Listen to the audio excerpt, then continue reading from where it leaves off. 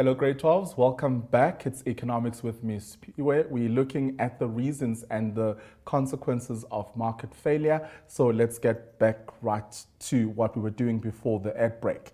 All right, so before the break, we looked at the negatives and the positives. Well, there are very few positives, but lots of negatives to discuss over there. So let's continue with our next point.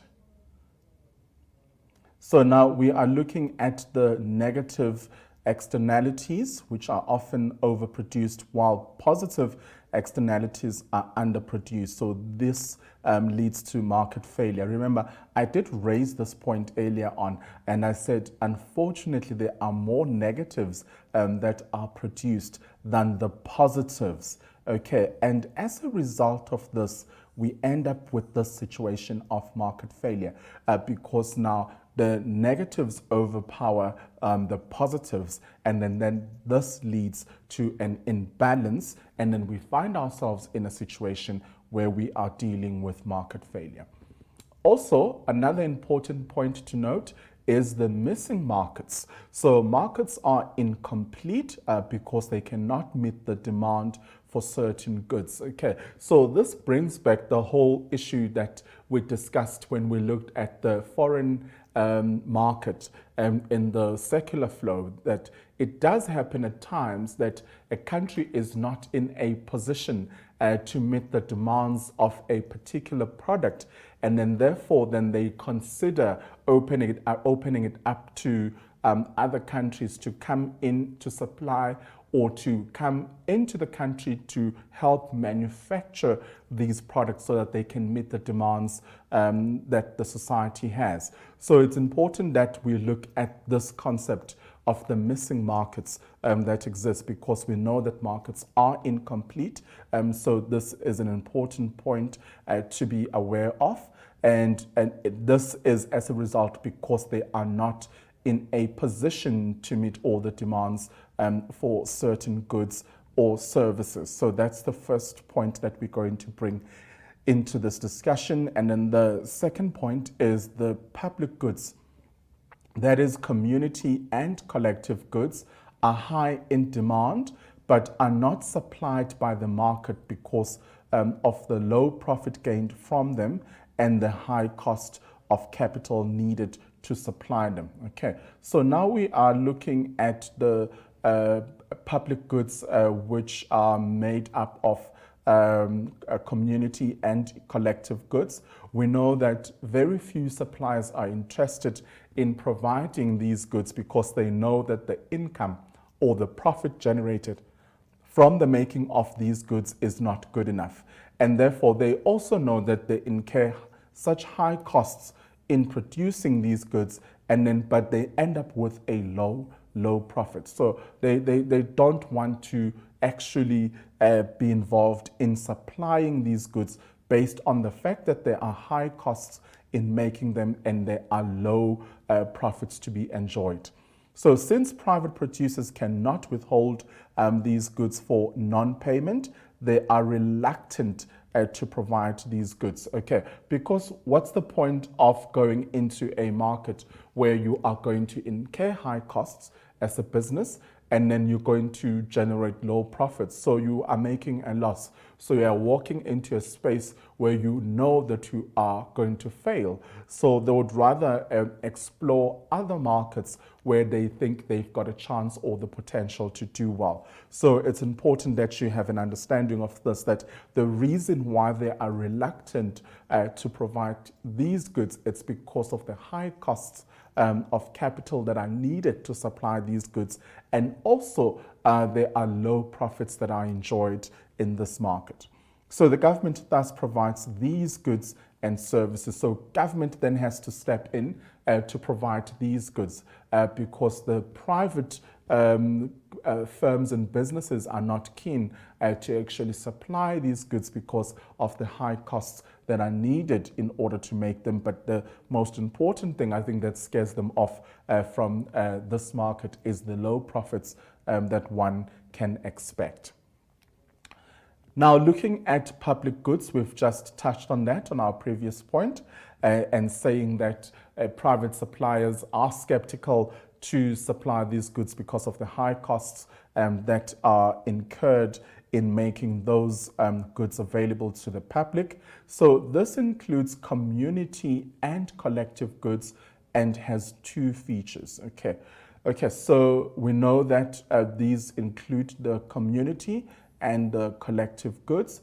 And then we're going to start with the non-rivalry. So consumption by one person does not reduce consumption, okay, by another individual. Okay, so for example, a lighthouse. Okay, so here it doesn't matter. So consumption by one person does not reduce consumption by another individual. Okay, so then there is no competition as such in this, and one person consuming the product doesn't reduce another person consuming that particular product. So hence we say that there's non-rivalry in this particular instance. And then we have the non-excludability that exists as well. So what does it mean? So consumption can't be confined to those who pay for it. Free riders can also use them.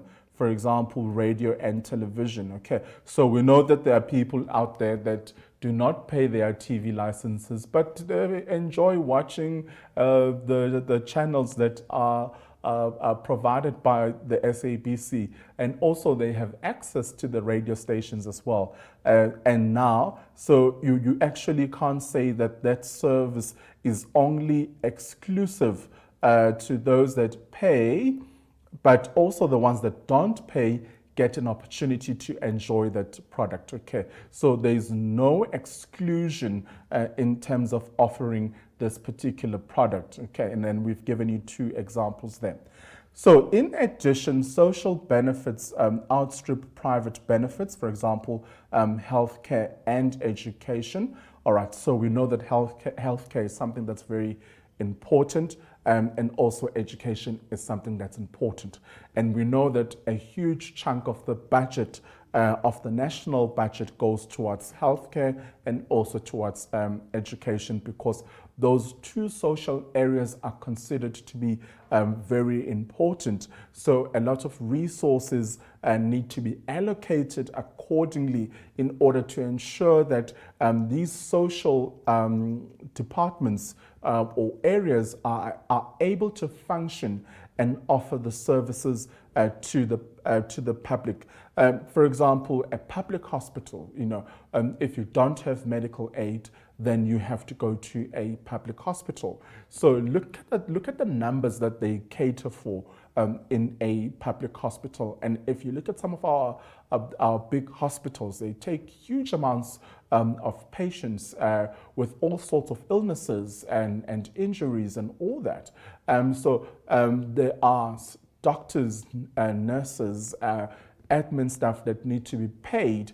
But there is a social benefit of having that facility. It means that your society is taken care of if they are feeling ill, or they want to see a doctor, or they want to have an operation done.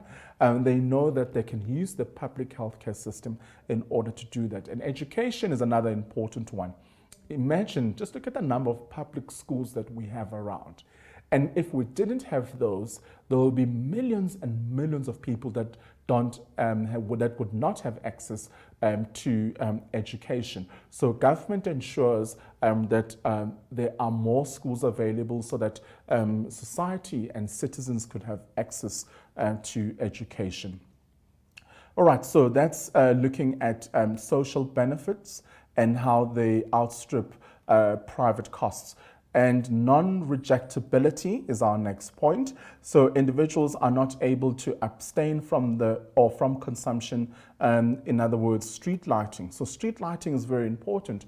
Just imagine how dark it would be at night driving on the motorway or on the highway without the street lights.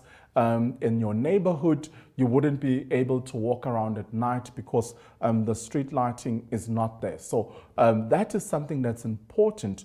So we can't keep away from using that. It's there, so we have to use it. You can't say, I want to walk down this road, but I want to walk in the dark. If the lights are there, you have no other choice but to consume what is given to you or what is put out there. So we call that non-rejectability. So you are not able to abstain from consumption. So you have to walk down the road with all those street lights. And then we have what we call continuous consumption. In other words, traffic lights. So if you are driving, you are walking, you come across so many of these traffic lights that you keep on consuming them, using them. So if you want to go 3 roads away from your house, so you'll go through your first traffic light and then you go to another and another one, and eventually you will arrive to your destination. So we call those your continuous consumption. And then these where you can't abstain, we call them the non-rejectability. And then we also establish that social benefits do outstrip private benefits as well. So these are important points to be aware of.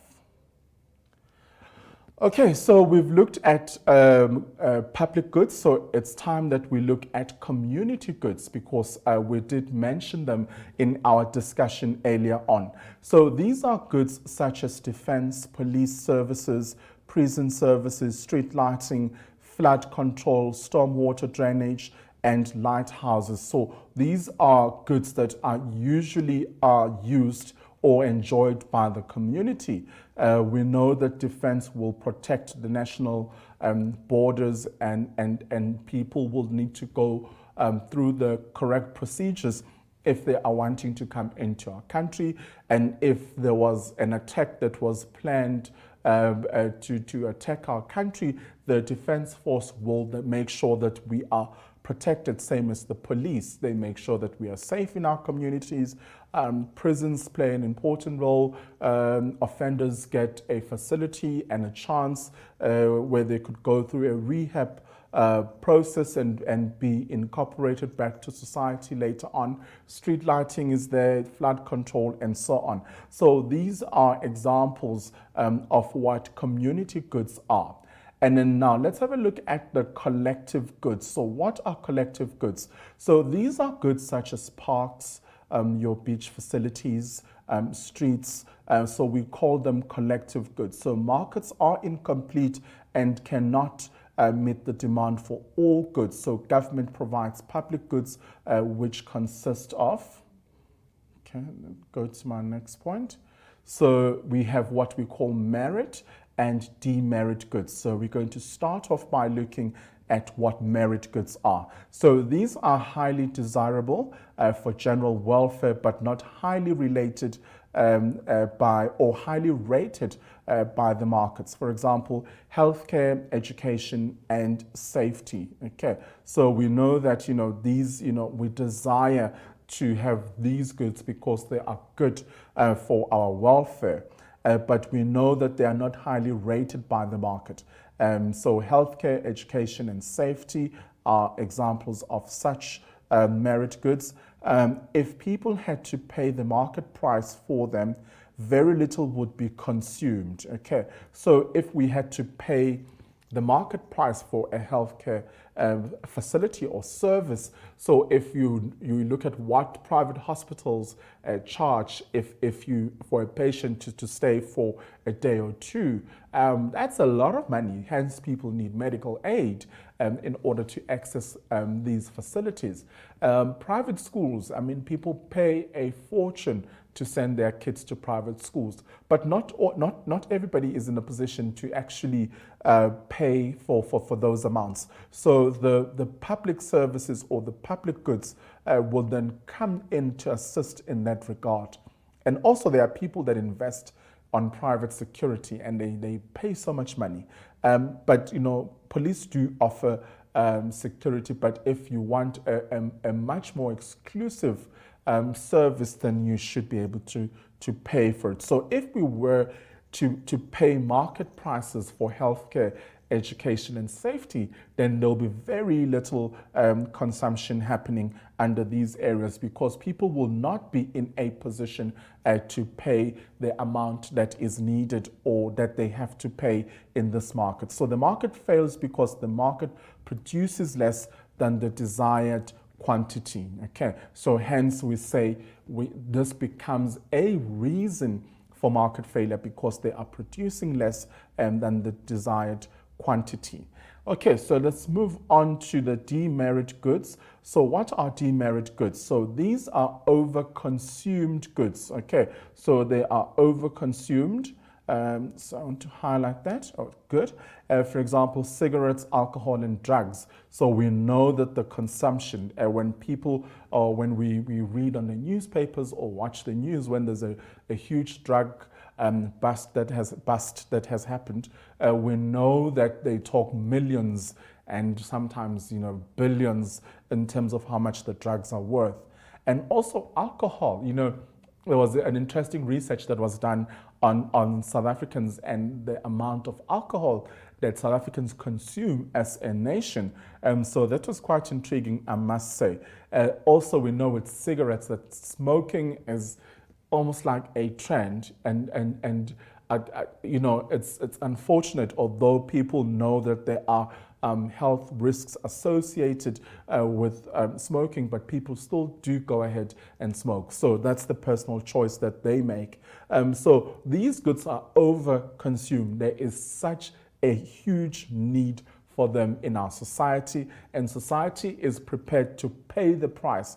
So even the government decides to increase the price of cigarettes and alcohol through, earlier on I did say, if they use syntax to try and discourage consumers from buying these products, people still go and buy them.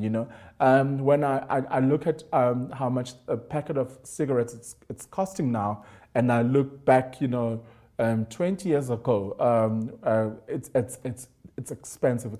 It's become more expensive because government is trying to discourage people from smoking cigarettes. Okay, so before we continue with this, let's take an ad break, and then I'll see you right after this.